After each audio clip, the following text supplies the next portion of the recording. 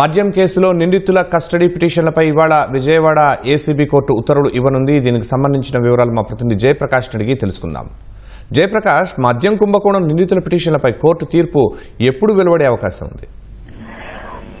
శర్మ, ఈ రోజు సాయంత్రం లోపు మద్యం కేసులో నిందితులకు సంబంధించిన కస్టడీ పిటిషన్ల పైన ఉత్తర్వులు వచ్చే అవకాశాలు కనబడుతూ ఉన్నాయి. ఇటీవల పిటిషన్ల పైన విచారణ జరిపినటువంటి విజయవాడ ఏసీబీ కోర్టు తీర్పుని రిజర్వ్ చేసి ఈ రోజుకి ఉత్తర్వులు ఇస్తామని తెలిపింది. నేడు ఉత్తర్వులు ఇవ్వనుంది. ఇందులో ప్రధానంగా చూసుకున్నట్లయితే ఇప్పటి వరకు మద్యం కేసులో 7 అరెస్ట్ అయ్యారు. వీళ్ళల్లో కీలకంగా ఉన్నటువంటి A1 రాజ్ రెడ్డితో పాటుగా A31, 32, 33లుగా ఉన్న ధనంజయ రెడ్డి, అదేవిధంగా కృష్ణమోహన్ రెడ్డి, గోవిందప్ప బాలాజీల కస్టడీ పిటిషన్లు కూడా విచారణ జరిపారు.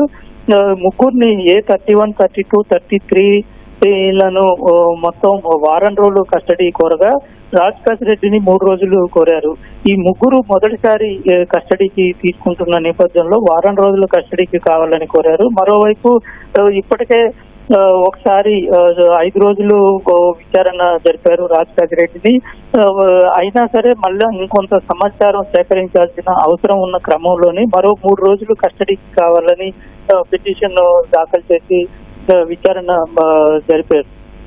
అయితే ఇప్పటి వరకు రాజ్ రెడ్డిని విచారించిన తర్వాత శ్రీధర్ రెడ్డి, దిలీప్ వీళ్ళందరినీ విచారించిన క్రమంలో మరికొంత విషయం వచ్చింది.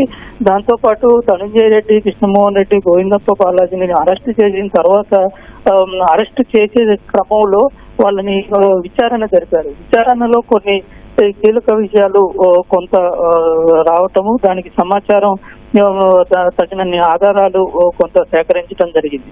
దాని ఆధారంగా మరికొన్ని ప్రశ్నలు అడగాలి, మరికొంత సమాచారం రాజ్ రెడ్డి నుంచి కూడా రాబట్టాలనే ఉద్దేశంతో మరోసారి కస్టడీకి కావాలని కోరారు. మరోవైపు వీళ్ళంతా చాలా కీలకంగా వ్యవహరించారు. ఇందులో ఒకటి నెట్వర్క్ ని ఏర్పాటు చేసి దీంతో పాటు కమిషన్లు తీసుకురావటం ఒకటి, కమిషన్ల రూపంలో వచ్చినటువంటి నగదును వివిధ రూపాల్లో పెట్టుబడులు పెట్టడము, దాంతోపాటు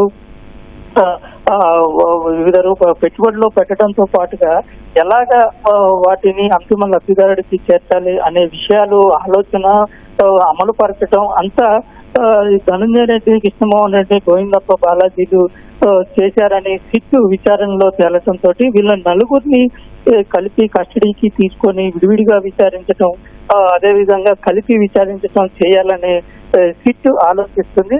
ఈ ఆలోచనలో భాగంగానే వాళ్ళని ఖచ్చితంగా కస్టడీకి కావాలి అని కోర్టుకి తెలిపారు.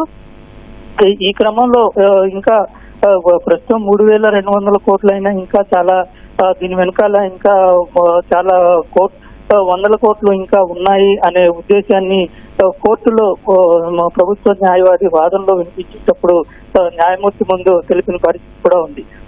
ఇప్పుడు ప్రస్తుతం ఈ రోజు దీని మీద నిర్ణయం వచ్చే అవకాశం ఉంది.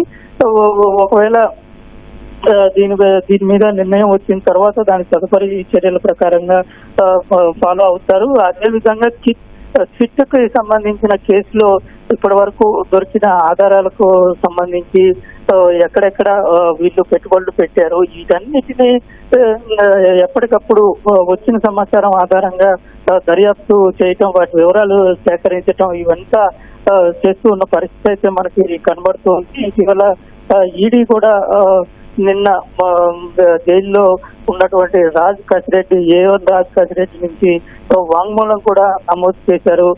కొంత సమాచారం రాబట్టినట్టు అయితే తెలుస్తుంది. మొత్తం మీద ఈ రోజు సాయంత్రానికి ఈ కస్టడీ పిటిషన్ల పైన నిర్ణయం వచ్చే అవకాశాలు కనబడుతున్నాయి. శర్మ, ధన్యవాదాలు జయప్రకాష్.